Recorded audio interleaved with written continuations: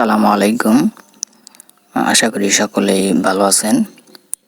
তো যারা Facebook page create করে ইনকাম করতে চান তারা আজকে আমার এই ভিডিওটা সম্পূর্ণ দেখুন। আজকে এই ভিডিওর মাধ্যমে দেখানো হবে কিভাবে একটা অফিসিয়াল একটা ফেসবুক পেজ ক্রিয়েট করা হয়। ঠিক আছে, তো আর দেরি না করে আমরা চলে যাচ্ছি আমাদের ফেসবুক লাইটে। তো ভিউয়ার্স দেখেন আমাদের ফেসবুক লাইটটা ওপেন হয়ে গেল। এখানে একটা পেজ ক্রিয়েট করা আছে, তো এটা তো হবে না, আমাদের একটা অফিসিয়াল আইডি লাগবে। তো আমরা অফিসিয়াল আইডি চুজ করি। হ্যাঁ, এটা আমাদের একটা অফিসিয়াল আইডি। হ্যাঁ, পেজটা তৈরি করার জন্য উপরে দেখেন 3 ডট বার আছে, তো এখানে একটা ট্যাপ করতে হবে আমাদের।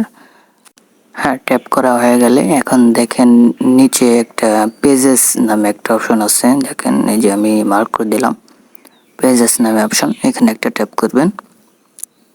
তো দেখেন উপরে, একদম উপরে কর্নারে দেখেন ক্রিয়েট নামে একটা অপশন আছে। আমি দেখার জন্য একটু মার্ক করে দিচ্ছি। হ্যাঁ, সবাই ওইখানে একটা ট্যাপ করেন। হ্যাঁ, এরপরে এখানে কোনো কাজ নেই, এখানে নিচে দেখেন গেট স্টার্ট, এখানে একটা ট্যাপ করবেন। তো এখানে হচ্ছে মেন একটা পয়েন্ট, এখানে আপনার একটা পেজের নাম দিতে হবে।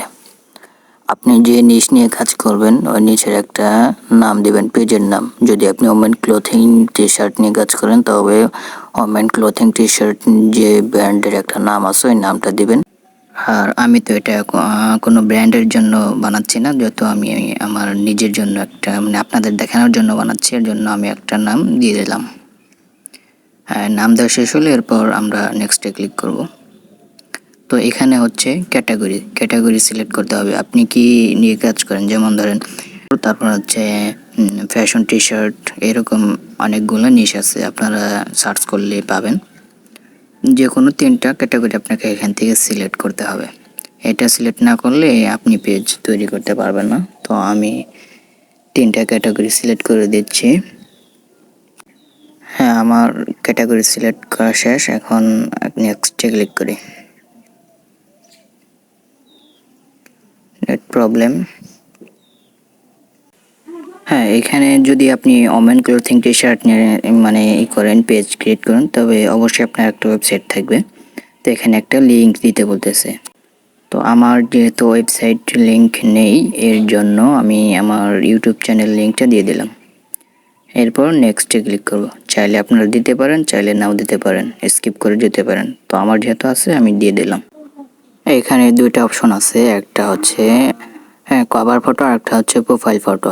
এটা দিতে হবে। যদি এখন দিতে চান তো দিতে পারেন, না দিতে চাইলে না দিতে পারেন। আমার একটা কভার ফটো সেট করা আছে, তো আমি একটা কভার ফটো অ্যাড করে দিচ্ছি। হ্যাঁ, এটা আমার একটা কভার ফটো, তো ডান করে দিলাম। একটু লোড নিচ্ছে, লোড নেওয়ার পর এটা সেট হয়ে যাবে। হ্যাঁ, দেখেন এই যে একটা সেট হয়ে গেল। তো এখন আমি আমার একটা প্রোফাইল ফটো অ্যাড করব। এর জন্য আমি গ্যালারিতে চলে গেলাম, তো একটা ফটো নিয়ে আসি। তো এখানে ডান করে দিলাম।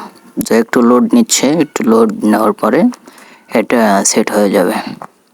তো দেখতে পাচ্ছেন যে আমার এটা সেট হয়ে গেছে। তো আমি ডানে ক্লিক করে দিলাম। হ্যাঁ, একটা অফিসিয়াল রিয়েল একটা আপনার পেজ তৈরি করা হয়ে গেল। এখান থেকে কিন্তু ইনকাম হতে পারে, কিন্তু ইনকাম করতে গেলে আপনাকে প্রতিদিন একটা করে কন্টেন্ট আপলোড দিতে হবে, প্লাস ফলোয়ার বাড়াতে হবে। ফলোয়ার না থাকলে আপনার এখানে পোস্টে কোনো লাইক কমেন্ট আসবে না, এর জন্য ফলোয়ারটা অত্যন্ত জরুরি। তো এখানে এডিট পাবলিক ডিটেলসে যে একটা অপশন আছে, এখানে আমরা একটু ট্যাপ করি। এখানে এডিট করতে পারেন, আপনার প্রোফাইল পিকচার চেঞ্জ করতে পারেন, প্লাস কভার ফটো চেঞ্জ করতে পারেন। একটু নিচের দিকে স্ক্রল করলে দেখা যাচ্ছে যে বায়ো নামে একটা অপশন আছে, এখানে একটা বায়ো দিতে পারেন। আপনার যে রিলেটেড কাজ করবেন ওই রিলেটেড বায়ো দিতে হবে। তো আমি আপনাদের দেখার স্বার্থে একটা বায়ো দিয়ে দিচ্ছি। তো আজকের মতো এখানেই বিদায় নিচ্ছি। তো এরপর আমরা দেখব যে কিভাবে আমাদের পেজে call to action button add করা যায়, ফলো বাটন বা ওয়াচ নাও, যেন যে এখানে একটা বাটন অ্যাড করা যায় যে এই বাটনে ট্যাপ করলে আপনার ইউটিউব তারপরে হচ্ছে কোনো একটা ওয়েবসাইটে নিয়ে যাবে, ঠিক আছে। তো ওই একটা মানে এডিট করতে হয়, তো আমরা এডিট করব। এরপর এখানে যে ফলো করতে পারেন, সবাইকে ফলো দিতে পারেন, এই যে নিচে ফলো বাটন দেওয়া আছে। এরকম আপনারাও ফলো বাটন অ্যাড করতে পারেন। তো ওটা আমি নেক্সট কোনো একটা ভিডিওতে দেখাবো। তো ভিডিওটা ভালো লাগলে একটা লাইক, একটা কমেন্ট করে আপনার মতামত জানাবেন। আর আমার নতুন চ্যানেলটা সাবস্ক্রাইব করে আমার পাশে থাকুন। ধন্যবাদ। আমি একজন নতুন ইউটিউবার, তো যদি কোনো ভুল কথা বলে থাকি তো ক্ষমার দৃষ্টিতে দেখবেন।